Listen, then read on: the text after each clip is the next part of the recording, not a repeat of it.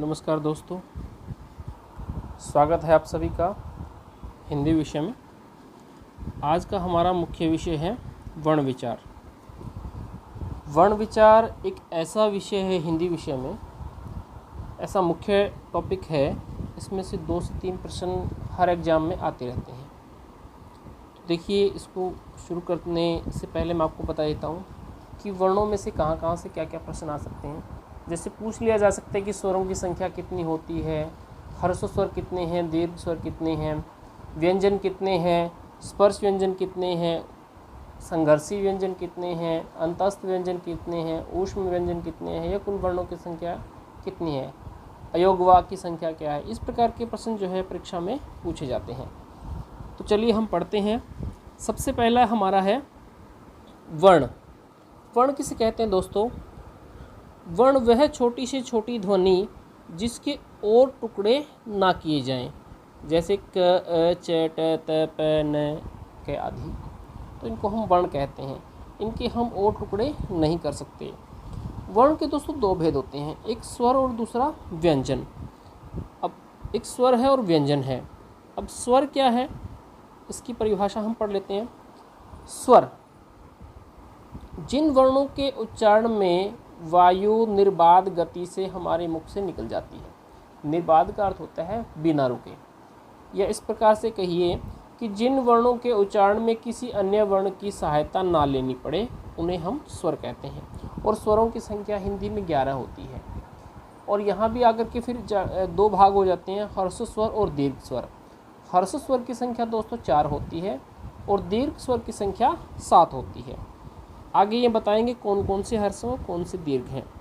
इसके बाद है, ये हमारा था स्वर का, स्वरों की संख्या कितनी है? 11 है।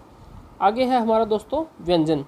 जिन वर्णों के उच्चारण में वायु बाधित होकर के मुख से निकले, या इस प्रकार से कहें कि जिन वर्णों के उच्चारण में हमें स्वरों की सहायता लेनी पड़े, वो क्या कहलाते हैं? वो व्यंजन कहलाते हैं। और व्यंजनों की संख्या दोस्तों 33 मानी गई है। स्वरों की संख्या 11 और व्यंजनों की संख्या 33 मानी गई है। मात्रा के आधार पर हिंदी में स्वर के 2 भेद होते हैं। स्वर के पहले दोस्तों 3 भेद हुआ करते थे, ह्रस्व स्वर, दीर्घ स्वर, और तीसरा एक और था हमारा प्लुत स्वर। तो प्लुत को हिंदी से अब हटा दिया गया है तो इसलिए हमारे 2 ही भेद हैं, ह्रस्व और दीर्घ। तो प्लुत को अभी माना नहीं गया, तो इसको इसलिए यहाँ पर मैंने नहीं लिखा है। तो मात्रा के आधार पर हिंदी में स्वर के 2 भेद होते हैं, ह्रस्व स्वर और दीर्घ स्वर। ह्रस्व स्वर क्या होते हैं दोस्तों? जिन वर्णों के उच्चारण में कम से कम समय लगे, उन्हें हम ह्रस्व स्वर कहते हैं। और इनकी संख्या कितनी होती है? इनकी संख्या 4 होती है, अ, ई, उ और री। इसके बाद आ जाता है दोस्तों हमारा दीर्घ स्वर। जिन स्वरों के उच्चारण में ह्रस्व स्वर से 2 गुना समय लगे, उन्हें हम दीर्घ स्वर कहते हैं, या द्विमात्रिक भी कहते हैं। ह्रस्व स्वर को एक मात्रिक और दीर्घ स्वर को द्विमात्रिक कहा जाता है। और इनकी संख्या दोस्तों 7 होती है, आ, ई, उ, ए, आई, तो और ओ, औ। ये हमारी हो जाएगी दीर्घ स्वर की संख्या। तो ह्रस्व स्वर की संख्या दोस्तों 4, अ, ई, उ, री, और दीर्घ स्वर की संख्या 7, आ, ई, उ, ए, आई, ओ, औ। तो ये हमारा था स्वरों का। आगे हम इसको कर लेते हैं, आगे वर्णमाला को और पढ़ते हैं। इसमें देखिए, हिंदी की जो वर्णमाला है उसमें सबसे पहले स्वर है। स्वर को हम विवृत भी कह देते हैं। विवृत का अर्थ होता है खुला हुआ, यानी कि स्वरों के उच्चारण में मुख जो है हमारा खुला रहता है। तो इनकी संख्या दोस्तों कितनी होती है? इनकी संख्या 11 मानी जाती है, अ से लेकर के औ तक। ये हमारे होते हैं 11 स्वर। आगे व्यंजन है, क वर्ग से प वर्ग तक, क से लेकर के म तक। इनकी संख्या होती है दोस्तों 25। और इनको क्या कहते हैं? मैंने यहाँ पर लिखा भी हुआ है, इनकी संख्या 25 है। और इनको स्पर्श व्यंजन, सपृष्ठ व्यंजन और सपृष्ठ पर्यटन भी कहा जा सकता है। इनकी संख्या 25 है, क से लेकर के म तक ये संख्या होती है। आगे चलते हैं दोस्तों। आगे हमारा है, ये अंतस्थ वर्ण होते हैं। अंतस्थ, य, र, ल, व, इन चारों को हम क्या कहते हैं? अंतस्थ वर्ण कहते हैं। ये 4 हमारे य, र, ल, व अंतस्थ वर्ण कहलाते हैं। अंतस्थ क्यों कहते हैं दोस्तों इनको? अंतः का अर्थ होता है हृदय में, स्थायी का अर्थ होता है स्थित, जो हमारे हृदय में बिल्कुल स्थित है। अर्थात ये जब इनका उच्चारण किया जाता है तो ये एक झटके से बोले जाते हैं, यर लवर, यर लवर। आगे आ जाता है जो हमारे दोस्तों ऊष्म वर्ण। ऊष्म वर्णों की संख्या भी 4 है, श, श, स और है। इनको ऊष्म क्यों कहते हैं? क्योंकि इन व्यंजनों के उच्चारण में वायु मुख से गर्म होकर के निकलती है, इसलिए दोस्तों इनको हम ऊष्म वर्ण कहते हैं। और इनकी संख्या क्या होती है हमारी? इनकी भी 4 मानी गई है। तो क से लेकर के म तक जो 25 हमारे ये व्यंजन थे, क से लेकर के म तक 25 ये हो जाते हैं हमारे, और फिर य और श है 8 ये हो जाते हैं। तो हमारी संख्या हो जाती है दोस्तों 33। तो व्यंजनों की संख्या 33 हो जाती है, और स्वरों की संख्या कितनी होती है दोस्तों? 11। और व्यंजन कितने होते हैं हमारे? 33। तो कुल यदि वर्ण पूछ लिया जाए तो स्वर और व्यंजन कितने होते हैं? तो 44 होते हैं। और यदि कुल वर्णों की संख्या पूछ ली जाए कि हिंदी वर्णमाला में कुल वर्ण कितने होते हैं, तो दोस्तों हमारा उत्तर होगा फिर 52, 52 वर्ण हमारे हिंदी की वर्णमाला में होते हैं। इसके बाद आगे चलते हैं, यहाँ पर आ जाते हैं हमारे संयुक्त वर्ण। संयुक्त वर्ण दोस्तों इनकी संख्या होती है 4। इनको संयुक्त क्यों कहते हैं? ये जैसे हमारा क्ष है तो इसमें क, श और अ, ये 3 वर्ण इसमें मिले हुए हैं दोस्तों। इन 3 वर्णों के मेल से ये एक वर्ण बना है क्ष, इसलिए इसको कहता है संयुक्त। संयुक्त का अर्थ होता है मिला जुला। तो आगे है जैसे त, जैसे ये हो जाएगा हमारा ये, इसके बाद आ गया हमारा त्र।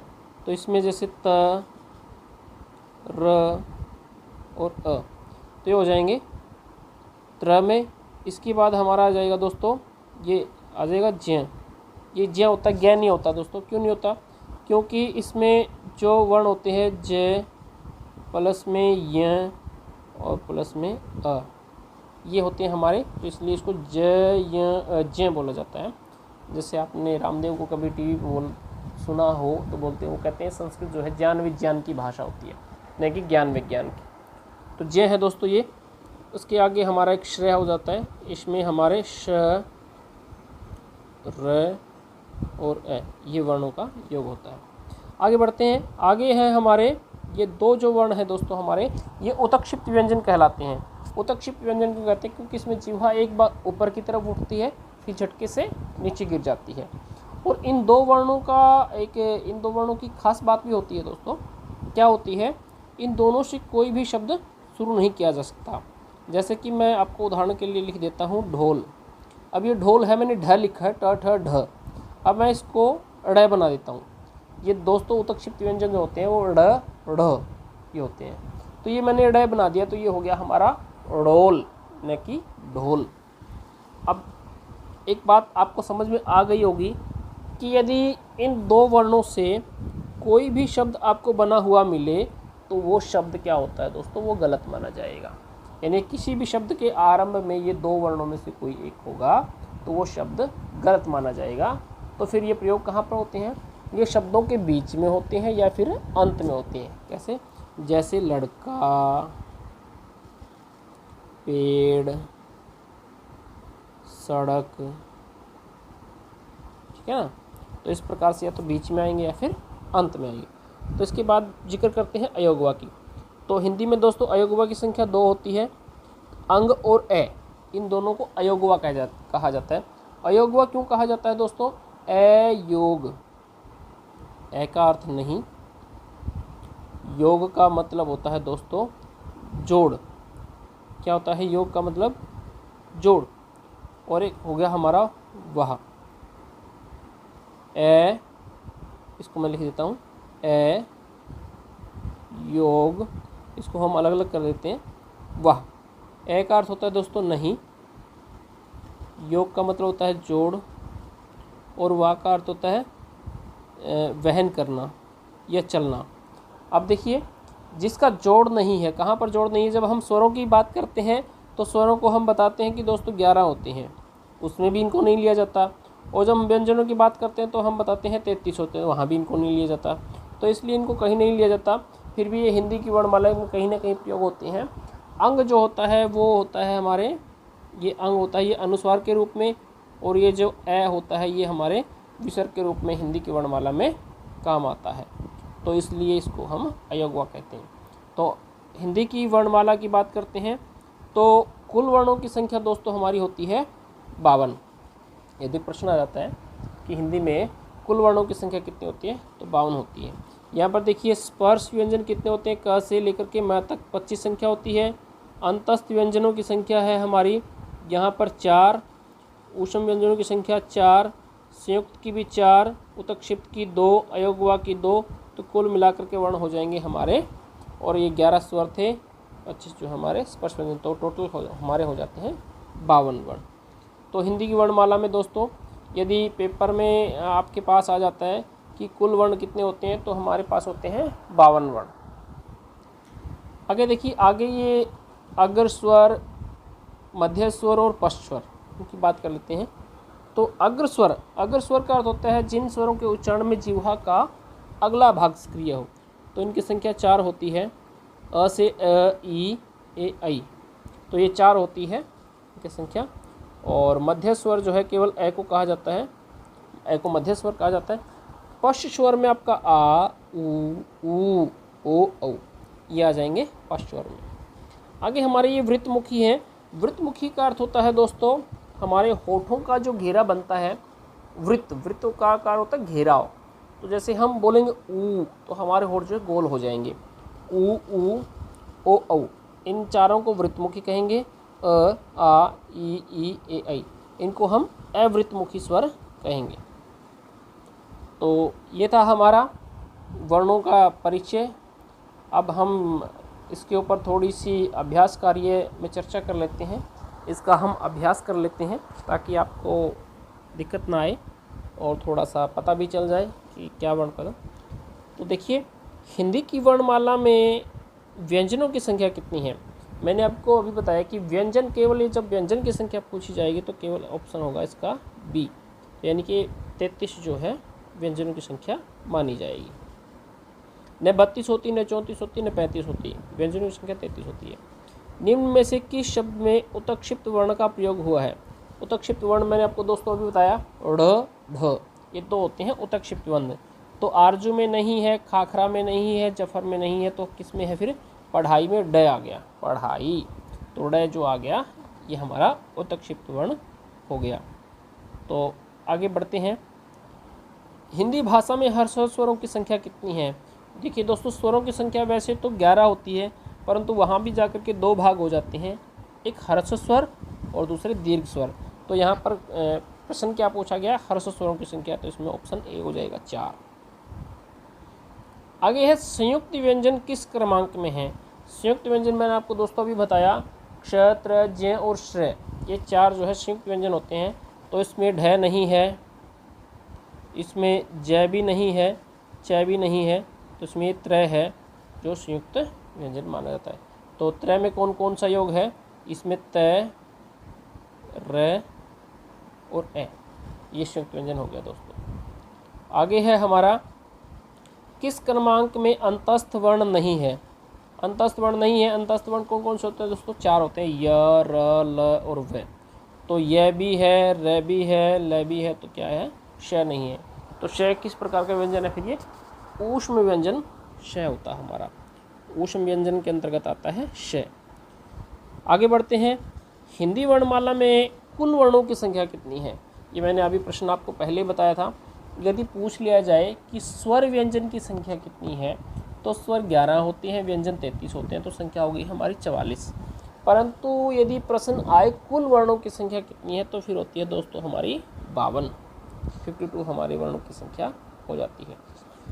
निम्नलिखित में से अयोगवा वर्ण है। अयोगवा वर्ण मैंने आपको अभी बताया था कि अंग और ए, इन दोनों को अयोगवा कहते हैं, और क्यों कहते हैं ये मैं आपको बता चुका हूँ। नेक्स्ट प्रश्न पे चलते हैं।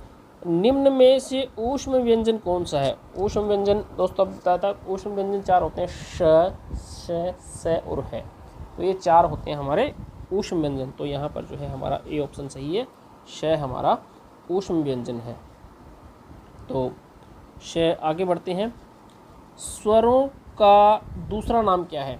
स्वरों का दूसरा नाम दोस्तों अच है, और व्यंजनों का दूसरा नाम हल है। और ये क्यों है? क्योंकि हिंदी के ऊपर जो है संस्कृत का प्रभाव है काफ़ी। तो संस्कृत में स्वरों को अच कहा जाता है और व्यंजनों को हल कहा जाता है। तो स्वरों को अच कहा जाएगा, व्यंजनों को हल कहा जाएगा। तो हमारे पास प्रश्न क्या है यहाँ पर? स्वरों का दूसरा नाम क्या है? यहाँ पर स्वरों का दूसरा नाम अच है दोस्तों। अब आगे बढ़ते हैं। श के साथ यदि री की मात्रा जोड़ दी जाए तो क्या रूप बन जाएगा? तो श और इसमें ये नहीं बने क्योंकि इसमें श और रे जुड़ा हुआ है, इसमें श रे ई जुड़ी हुई है। तो यहाँ पर दोस्तों श में री जोड़ दिया गया है, तो ये श्री हो जाएगा। तो ये ऑप्शन ठीक रहेगा। न का उच्चारण स्थान क्या होता है दोस्तों? उच्चारण स्थान का अर्थ होता है जहाँ हमारे मुख से जो वर्ण उच्चारित होते हैं तो उनको वो उच्चारण स्थान माना जाता है। तो न का उच्चारण स्थान दोस्तों दंत माना जाएगा। तो ये दांतों से उच्चारित होता है। तो आगे है हमारा स्पर्श व्यंजनों की संख्या कितनी है? स्पर्श व्यंजन दोस्तों मैंने आपको बताया था क से लेकर के म तक। क से म तक 25 जो है वो स्पर्श व्यंजन होते हैं। इनकी संख्या 25 होती है। आगे है निम्न में से उत्क्षिप्त वर्ण कौन से हैं? उत्क्षिप्त वर्ण मैंने आपको दोस्तों बताया था कि ड़ ढ, ये दो होते हैं हमारे उत्क्षिप्त व्यंजन। ड़ ढ, ड़ ढ, इस प्रकार से इनका उच्चारण किया जाए इसका। और इनकी मैंने आपको खास बात बताई थी कि इनसे कोई भी शब्द शुरू नहीं होता। ये या तो शब्द के अंत में आते हैं या फिर शब्द के बीच में प्रयोग किए जा सकते हैं, शुरुआत में बिल्कुल नहीं आएंगे। निम्न में से पार्श्विक वर्ण कौन सा है? पार्श्विक वर्ण का वर्ण होता है दोस्तों कि जब हमारी जिह्वा जो है बिल्कुल गोलाकार हो जाती है तो उसके दोनों ओर से, पार्श्व से, बगल से जो है हवा निकल जाती है। तो ये ऐसा एक वर्ण है हमारा ल, इसको हम पार्श्विक वर्ण कहते हैं। आगे दोस्तों हमारा दंतमूल। दंतमूल वर्ण कौन कौन से हैं? तो दंतमूल होते हैं दोस्तों जिन वर्णों के उच्चारण में हमारी जिह्वा दांतों के मूल भाग को टच करे, मूल भाग को छुए। तो उसमें होता है दोस्तों र और ल, ये दो हमारे दंतमूल वर्ण कहलाते हैं। आगे हमारा हिंदी भाषा में अर्धस्वर कौन कौन से हैं? अर्धस्वरों की यदि बात आ जाती है तो अर्धस्वर हमारे दोस्तों दो होते हैं, य और व। इन दो को अर्धस्वर कहा जाता है। अर्धस्वर क्यों कहा जाता है? देखिए, आपने ऐसा कौवा लिखा हुआ देखा होगा और कौवा ऐसा भी लिखा हुआ देखा होगा। तो यहाँ पर देखिए ये भी कौवा ठीक है, आ है, और यहाँ पर मैंने क्या लगा दिया? बीच में व लगा दिया। तो यहाँ पर क्या आ गया? व आ गया। अब यह का उदाहरण मैं आपको देता हूँ। जैसे आपने लिखा देखा होगा गए और आपने गए, आपने लिखा होगा देखा होगा लिए और लिए, ये नहीं है। तो देखिए यहाँ पर यह के ए के स्थान पे क्या लिख दिया मैंने? यह लिख दिया। यहाँ भी क्या है? यह के स्थान पे, सॉरी ए के स्थान पे यह लिख दिया है। तो यहाँ भी ए के स्थान पे यह लिख दिया है। तो यह और वह, इस कारण से इन दो को हम अर्धस्वर कहेंगे। निम्न में से आगे चलते हैं। निम्न में से अग्र स्वर कौन सा है? मैंने आपको दोस्तों अभी बताया था कि अग्र स्वर क्या होते हैं? जिनमें जिह्वा का अगला भाग सक्रिय रहे होते हैं 4 ई ए आई। मध्य स्वर में केवल ए आता है और पश्च स्वर में आ, उ, ओ, औ, ये पश्च स्वर में आ जाते हैं। तो यहाँ पर पूछा गया है अग्र स्वर क्या है? तो अग्र स्वर हमारा ऑप्शन ए हो जाएगा, ई। तो दोस्तों ये वीडियो आपको कैसा लगा ये कमेंट बॉक्स में ज़रूर लिखें। आपको पसंद आया कि नहीं आया, और इसमें क्या कमी रह गई ये हमें ज़रूर बताएं, या आपको इसमें क्या अच्छा लगा ये भी ज़रूर बताएं, क्योंकि यदि हमारी जो कमी होगी हम उसको दूर करेंगे। और इस वीडियो को दोस्तों ज़्यादा से ज़्यादा शेयर करें, लाइक करें, अपने दोस्तों को भी बताएं ताकि उनको भी इसका लाभ मिल सके और वो भी इससे कुछ सीख सकें। धन्यवाद।